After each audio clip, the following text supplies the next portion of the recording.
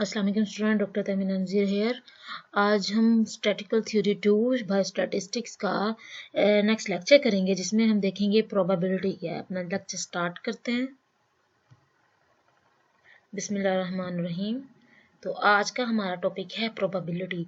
Probability का लफ्ज़ी मतलब मैं कहूँ तो चांस, एक चीज़ के होने का कितना चांस होता है उसको बोलते हैं प्रोबेबिलिटी। अब इस लेक्चर में फर्दर हम डिटेल के साथ ये पढ़ते जाएंगे और उम्मीद करती हूँ आपको समझ आएगी।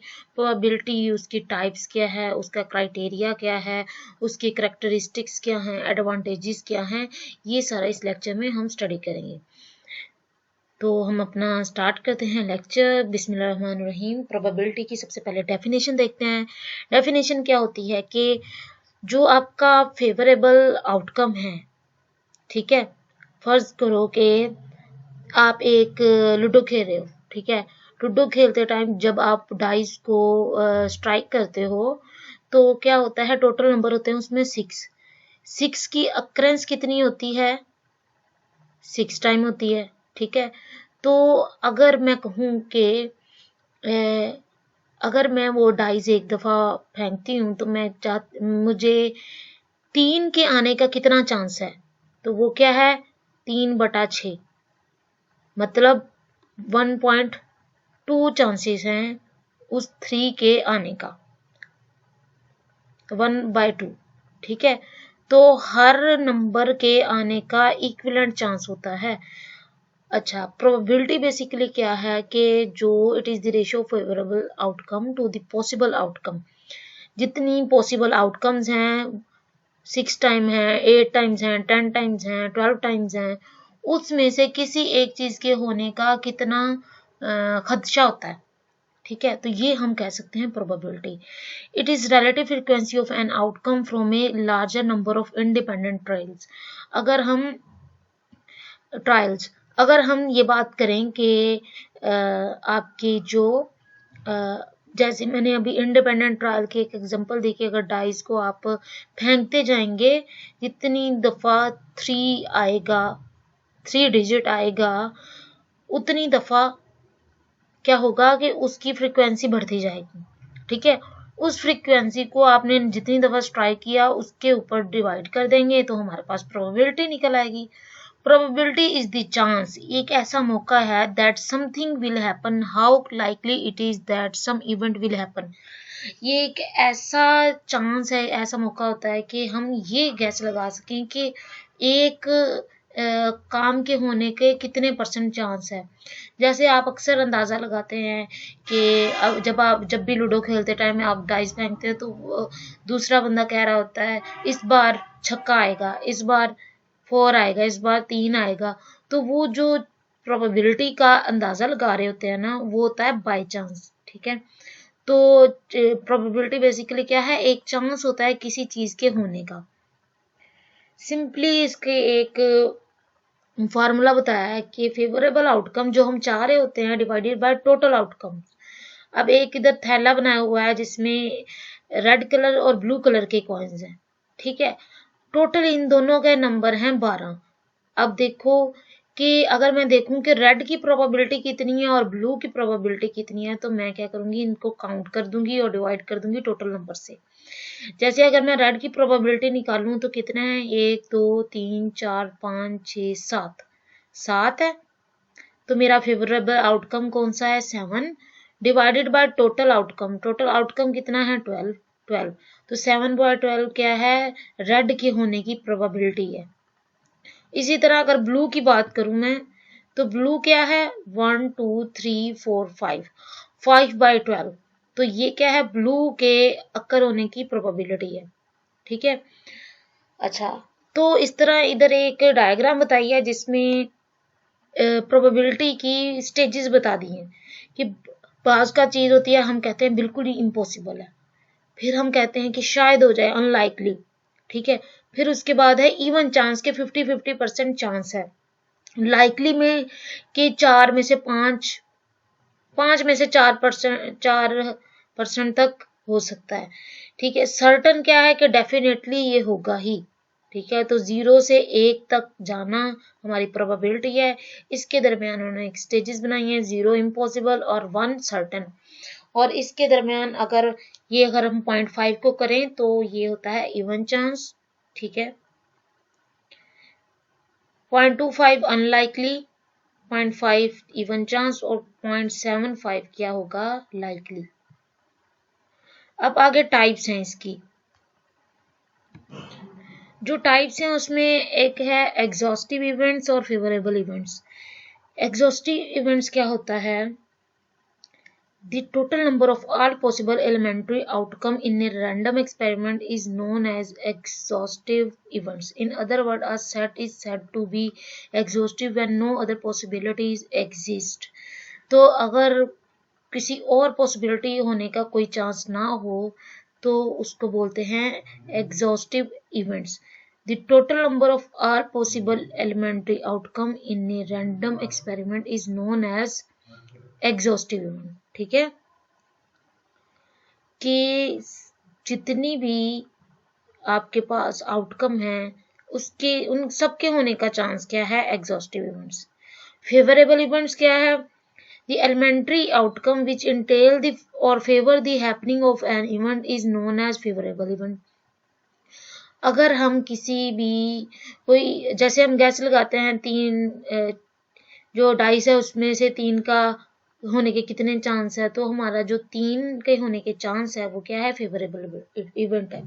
The outcome which help in the occurrence of that event. और बाज कात क्या होते हैं कि जो आउटकम होती है वो इस जो मैंने 3 को मेंशन किया है इसके होने में भी हेल्प करती है। Mutually exclusive event. Mutually exclusive events का क्या मतलब है कि जो एक का होना है वो दूसरे के होने पे ऊपर अफेक्ट नहीं कर रहा। Events are said to be mutually exclusive if the occurrence of an event totally prevent occurrence of all other event in a trial. अच्छा, होता क्या है कि बेसिकली फर्ज करो अगर मैं डाइस में से 3/6 की बात करती हूँ तो 2 के होने के चांस 3 की वजह से अफेक्ट नहीं हो रहे। Events are said to be mutually exclusive if the occurrence of an event totally prevent occurrence of all other event in a trial. In other words, 2 events A and B cannot occur simultaneously. अब देखो अगर मैंने head and tell strike किया है, जैसे अगर सिक्का आप उछालो तो हेड एंड टेल्स आता है, जो हेड के आने के चांस है और जो टेल्स के आने के चांस है वो क्या है, 50-50%। अगर हेड आएगा तो टेल नहीं आएगा, टेल आएगा तो हेड नहीं आएगा, ठीक है। इसी तरह अगर लूडो का डाइस फेंके तो अगर 1 आता है, ठीक है, तो 6 नहीं आता, मतलब एक टाइम पे एक ही आप सामने जो नंबर आएगा उसके होने के चांस क्या है, वो दूसरों के ऊपर डिपेंड नहीं करते, वो इंडिपेंडेंट है। तो इसको बोलते हैं mutually exclusive event. Equally likely और इक्वी प्रोबेबल इवेंट्स वो क्या होता है, जिसमें आने का 50-50% चांस होता है, सबको इक्वेलिटी मिले, सब जो नंबर्स हैं उनके आने का इक्वल चांस हो, तो इसको बोलते हैं equally likely. Outcome are said to be equally likely if there is no reason to expect one outcome to occur in preference to another. तो हमारे पास कोई गोल भी ना हो, फर्ज करो कोई लूडो में जीत रहा है, उसको 1 नंबर चाहिए, ठीक है, तो इसमें क्या आ गया, 1 नंबर उसको चाहिए, तो इसमें क्या आ गई, उसकी फेवर। पर अगर वो लूडो के स्टार्ट में है तो क्या है, उसका कोई भी नंबर आ जाए उसको फर्क नहीं पड़ रहा, ठीक है। अब जब उसको फर्क नहीं पड़ रहा, मतलब उसके पास कोई फेवर नहीं है कि मेरा 1 आए, मेरा 6 आए, या मैंने किसी की गोटी मारनी है तो मेरा 3 आ जाए, तो ये जो हमारी प्रेफरेंस है अगर ये ना हो तो क्या होता है, हमारा जो हर नंबर के आने का जो इवेंट है वो इक्वली लाइकली हो जाता है। Complementary event. Complementary event just इधर इन्होंने बताया है कि आप इसको ई से डिनोट करते हो, और कंप्लीमेंट क्या होता है, ऑपोजिट, ठीक है। तो ऑपोजिट को आप ई नोट से जाहिर कर देते हो। जैसे अगर मैं कहूँ हेड क्या है, ई है, तो टेल्स क्या है, ई नोट है। इंडिपेंडेंट इवेंट्स क्या होते हैं? इंडिपेंडेंट का मतलब क्या होता है? कोई एक दूसरे के ऊपर डिपेंड नहीं कर रहा। टू और more events said to be independent in a series of trials if the outcome of one event does not affect the outcome of the other event or vice versa, कि अगर एक event हो रहा है तो वो दूसरे इवेंट को अफेक्ट ना करे, जैसे हेड आ रहा है तो वो टेल्स को अफेक्ट नहीं करता। In other word several events are said to be dependent if the occurrence of an event is affected by occurrence of any number of remaining events in a series of trial. अगर हम वो एक दूसरे पे depend कर रहे हैं तो उसको डिपेंडेंट इवेंट बोलेंगे, अगर नहीं कर रहे तो इंडिपेंडेंट बोलेंगे। अब जो भी प्रोबेबिलिटी को हम मेजर करते हैं उसकी अप्रोचेज होती हैं, हम उसको किस मेथड के थ्रू अपना कैलकुलेट करें। तो 3 मेथड है, क्लासिकल अप्रोच, फ्रीक्वेंसी अप्रोच और एक्सियोमेट्रिक अप्रोच। तो जो क्लासिकल और मैथमेटिकल अप्रोच है उसमें हम क्या करते हैं कि जो फेवरेबल इवेंट है और टोटल नंबर ऑफ आउटकम्स को हम इस तरह E by number of outcome favourable to events divided by exhaustive number of outcome m by n से हम मैथमेटिकली अपनी जो नंबर होता है वो निकाल लेते हैं, प्रोबेबिलिटी निकाल लेते हैं। In this approach we assume that an experiment or trial result in any one of many possible outcome, each outcome being equally probable or equally likely। जब हमारे पास हर नंबर के आने का इक्वल चांस होता है तो उसको क्या बोलते हैं? इक्वी प्रोबेबल और इक्वी लाइकली। अगर मैं क्लासिकल और मैथमेटिकल अप्रोच की डेफिनेशन देखूं, if a trial result in an exhaustive mutually exclusive equally likely and independent outcome and if m of them are favorable for happening of the event E। ठीक है, फर्ज करो कि जो mutually exclusive है m, वो क्या कर रहा है कि उसका इन सब में से आने का चांस ज्यादा है, तो मैं क्या करूंगी? m divided by total number of outcomes E या n। ठीक है, n से मैं उसको डिवाइड कर दूंगी, तो इस तरह हमारे पास प्रोबेबिलिटी निकल आती है। अगर मैं बात करूं इंपेरिकल और स्टैटिस्टिकल अप्रोच की, तो इसमें क्या होता है? This approach is called frequency approach to probability. इसमें क्या होता है? जितनी दफा एक इवेंट हुआ है बार बार उसको हम कैलकुलेट करके डिवाइड कर देते हैं टोटल नंबर से, तो इस तरह हमारे पास एक परसेंटेज आ जाते हैं कि एक इवेंट के होने के कितनी दफा एक ट्रायल में चांसेस हुए, एक एक्सपेरिमेंट में चांस हुए। Consider a random experiment which is repeated large number of times. फर्ज करो एक ही तजुर्बा हम बार बार कर रहे हैं, जैसे एक ही डाइस हम बार बार फेंक रहे हैं, तो अगर मैं बात करूं 2 नंबर कितनी दफा मेरे, अगर मैं 10 दफा डाइस फेंकूं तो 2 जो नंबर है वो कितनी दफा आया है, तो इस चीज को क्या कहते हैं? Statistical approach. If n denotes number of trials, m denotes the number of times an event has occurred, then probability of event A is limiting the value of relative frequency। ठीक है, अब एक्सियोमेट्रिक अप्रोच, इसमें क्या होता है कि mathematical calculation के through हम अप्रोच करते हैं। Axiom are statement which are reasonably true और आर एक्सेप्टेड एज सच, कि कुछ अप्रोचेज ऐसे होते हैं कि जैसे ही हम देखते हैं कि फर्ज करो कि मैं कहती हूँ कि 6 आए, ठीक है, और वो 6 ही आता है, मतलब कि उसकी जो चांस होने का है वो जैसे मैं कहूँ वैसा ही हो जाए, तो इसको क्या कहते हैं? एक्सियोमेट्रिक अप्रोच। ठीक है, तो इधर उन्होंने एक कैलकुलेशन दिया है कि फर्ज करो आपका जो सैंपल स्पेस है वो रैंडम एक्सपेरिमेंट है, आप let A B any event in S. ठीक है, आपका टोटल स्पेस सैंपल स्पेस में से एस में से एक इवेंट ए है, तो probability of A is greater than 0, कि प्रोबेबिलिटी ऑफ ए के इम्पॉसिबिलिटी 0 होती है इम्पॉसिबल और 1 होता है पॉसिबल। तो फर्ज करो ए के होने की प्रोबेबिलिटी इम्पॉसिबल नहीं है, मतलब क्या है कि कोई इसके होने का चांस है। और इसी तरह अगर मैं सैंपल की प्रोबेबिलिटी की बात करूं वो है 1, तो इसको अगर मैं यूनियन के मेथड के थ्रू देखूं तो आपकी टोटल जो प्रोबेबिलिटी है वो प्रोबेबिलिटी ऑफ ए और प्रोबेबिलिटी ऑफ बी इवेंट के प्लस की वजह से, एडिशन की वजह से। अब कुछ टाइप्स हैं प्रोबेबिलिटी की। Theoretical probability, for theoretical reasons we assume that all n possible outcome of a particular experiment are equally likely and we assign a probability to each possible outcome. Example, theoretical probability of rolling a 3 on a regular 6-sided dice is 1/6। तो इसको हम theoretically calculate करके निकाल लेते हैं कि अगर 3 के होने का कितना चांस है, कितनी दफा, 1/6। ठीक है। रिलेटिव फ्रीक्वेंसी क्या है कि अगर मैंने डाइस 100 दफा फेंका है तो कितनी दफा 3 आया है, तो वो क्या होगी, उसकी 12/100 उसकी क्या आएगी, रिलेटिव फ्रीक्वेंसी आएगी। How many times A occur divided by how many trials.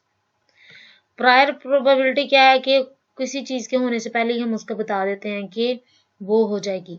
It is probability assigned before the study is carried out, कि कोई स्टडी कैरी कर रहे हैं, कोई रिसर्च करने से पहले हम कहते हैं कि ये शायद हो सकता है।